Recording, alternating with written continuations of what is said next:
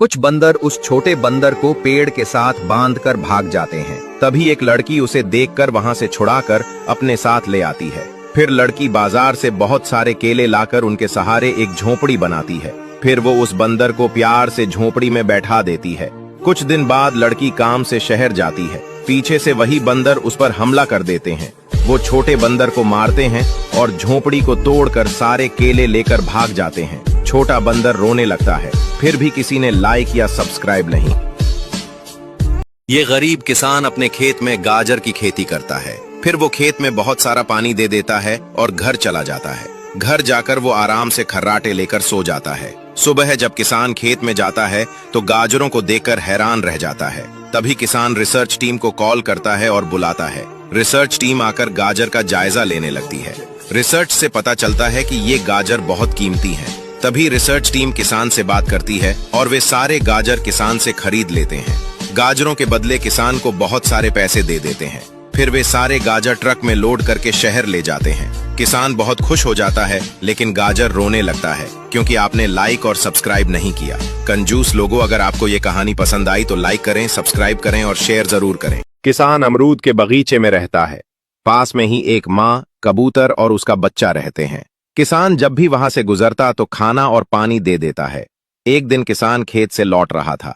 तभी किसान देखता है कि माँ कबूतर जमीन पर पड़ी है और हिल नहीं रही है। उसका बच्चा धीरे धीरे अपनी चोंच से माँ को उठाने की कोशिश कर रहा है। किसान समझ गया, माँ अब नहीं रही। किसान कबूतर के बच्चे को अपनी हथेली में उठाया और अपने घर ले आता है।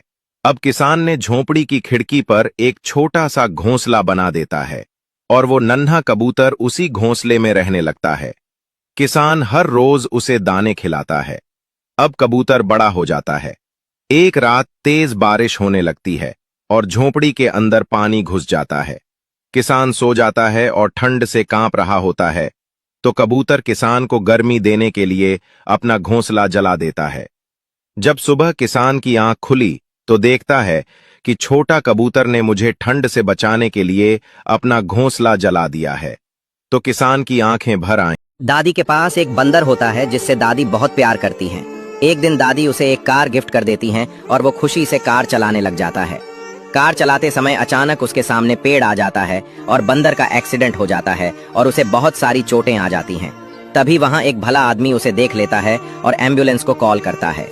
गांव के लोग बंदर को उठाकर एम्बुलेंस में डालते हैं और अस्पताल लेकर जाते हैं। तभी दादी को पता चलता है तो वो दौड़ती हुई अस्पताल आ जाती हैं। डॉक्टर उन्हें बताते हैं कि बंदर की हालत कुछ ठीक नहीं है।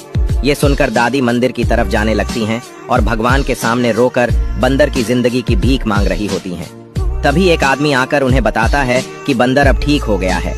दादी वापस बंदर के पास चली आती हैं और बंदर दादी को देखकर खुश हो जाता है। फिर दादी रोने लगती हैं क्योंकि आपने लाइक और सब्सक्राइब नहीं किया।